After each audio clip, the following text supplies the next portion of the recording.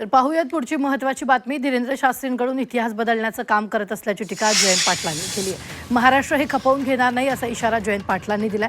तर धीरेंद्र शास्त्रींनी आधी इतिहास वाचावा असा सल्ला जितेंद्र आव्हाडांनी दिलाय।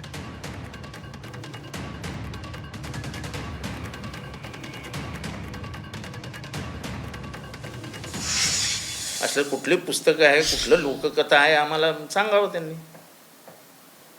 मुख्यमंत्र्यांकडे नाही, अपेक्षित नाही अशी लोककथा। ते वाचायला कुठे गेले होते की शिवाजी महाराजांनी राजमुकुट ठेवून दिला असं कुठलं? म्हणजे त्यांनी पहिली तर कधी राजमुकुट घातला होता का हा प्रश्न उभा राहतो।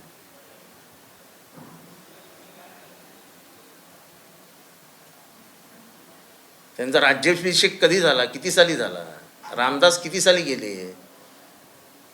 रामदासांची त्यांची भेट झाली होती का नव्हती? तिथनं इतिहास सुरू होतो ना। जर त्या इतिहास तज्ज्ञांनी शोधून काढलं की दादोजी हे कधी गुरु नव्हतेच, तसे इतिहासकारांनीच शोधून काढलं की रामदास कधी भेटलेच नव्हते।